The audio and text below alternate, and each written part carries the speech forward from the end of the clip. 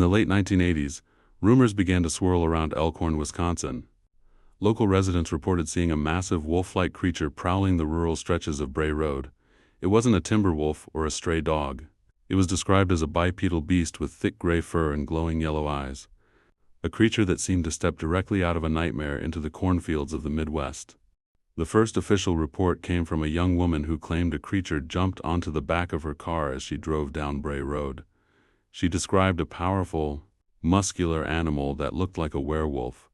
When she returned to the spot later, she found deep claw marks in her vehicle's trunk.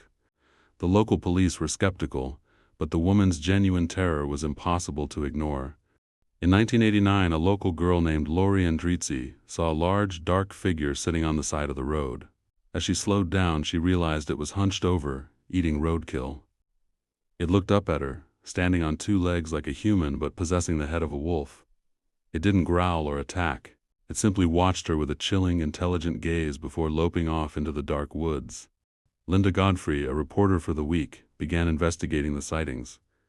Initially a skeptic, she interviewed dozens of witnesses who all described the same wolfman. They were sensible people farmers, hunters, and teachers who had nothing to gain by lying. Godfrey's articles turned the local legend into a national phenomenon, and she eventually became the world's leading expert. The beast is consistently described as being between 6 and 7 feet tall when standing. It has a broad chest, pointed ears, and a long, bushy tail. Its fur is often matted and dark.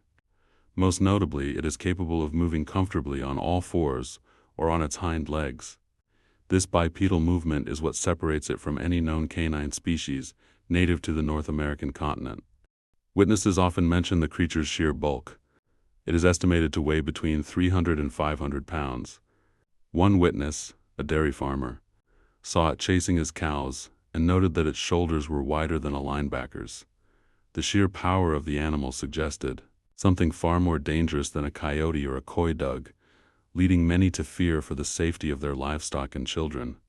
Unlike traditional European werewolves, there is no evidence that the beast of Bray Road is a human who transforms. Instead, cryptozoologists believe it may be a relict species of dire wolf or a biological anomaly known as a shunka warrakin, a hyena-like animal from Native American lore. It is a biological creature that has simply managed to avoid scientific classification for centuries. The region around Elkhorn is rich in indigenous history. Some researchers have connected the beast to the Burwalk or Skinwalker legends of the Great Lakes tribes. These stories speak of ancient protectors or cursed individuals who could take the form of animals. The beast might be a modern manifestation of a spirit that has haunted the Wisconsin wilderness since before the arrival of Europeans. During the height of the sightings, some claimed the beast was summoned by local occult groups. Stories of animal sacrifices and ritual sites in the nearby woods began to circulate. This theory suggests the creature isn't a physical animal at all, but a tulpa or a demonic manifestation brought into our world through dark ceremonies.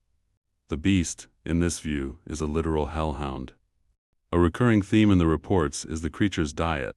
It is frequently seen scavenging for roadkill, particularly deer. Witnesses have described it holding the meat in its hands, rather than its paws, using its fingers to tear at the flesh. This dexterous use of its limbs is one of the most unsettling details, suggesting a level of evolutionary development far beyond a standard canine. Skeptics argue the beast is merely a large black bear with a severe case of mange. A bear with mange loses its fur, looks skeletal and monstrous, and often stands on its hind legs to get a better view. However, witnesses familiar with bears insist the facial structure, the long snout and pointed ears, does not match a bear, even one that is sick or deformed. While most sightings involve a single creature, some have reported seeing 2 or 3 of the beasts traveling together. This suggests a breeding population. If there is a pack of these bipedal wolves in rural Wisconsin, it raises the question of how they have remained hidden for so long. The dense, swampy terrain of the Kettle Moraine Forest provides the perfect cover for a reclusive predator. In the age of smartphones, the search for the beast has moved to social media. Bray Road hunters use trail cameras and drones to monitor the area. While there are many blurry photos and videos of moving shadows, a clear high-definition image remains elusive. The beast seems to have an uncanny ability to avoid electronic detection, a trait shared by many legendary cryptids. The legend has had a profound effect on the town of Elkhorn. For years, people were afraid to walk alone at night. Local businesses cashed in on the fame, selling beast burgers and souvenirs. The creature became a part of the local identity, a source of both fear and civic pride. It turned a quiet farming community into a twilight zone of the American Midwest. In 2005, a low-budget horror film titled The Beast of Bray Road was released. While it took many creative liberties, it helped cement the creature's place in global pop culture. It was featured on shows like Monster Quest and Lost Tapes. The beast joined the ranks of Bigfoot and the Loch Ness Monster as a permanent member of the pantheon of modern unexplained mysteries. Researchers often group the beast with the Michigan Dogman sightings. Both describe a bipedal wolf in the Great Lakes region. This has led to the theory of a Great Lakes triangle of paranormal activity. The similar descriptions across state lines suggest that the Beast of Bray Road is not an isolated incident, but part of a wider, regional phenomenon of canine humanoids. Despite the fame, the number of sightings has decreased in recent years. Some believe the creature has moved on to more secluded areas or has died out. Others argue that as the area becomes more developed, the beast has simply become more careful. The silence of Bray Road today is viewed by some as a sign that the predator is still there, watching from the deeper shadows. Mainstream science remains unconvinced. Without a body, hair sample, or clear DNA, the beast is dismissed as a combination of urban legend, hoaxes, and mass hysteria. To the biologist, it is a psychological phenomenon rather than a zoological one. The Wolfman is a product of the human brain's need to find monsters in the dark, unmapped corners of our own backyards. For those who have seen it, the scientific dismissal doesn't matter. They remember the smell of wet fur, the sound of heavy breathing, and the way the yellow eyes reflected their headlights.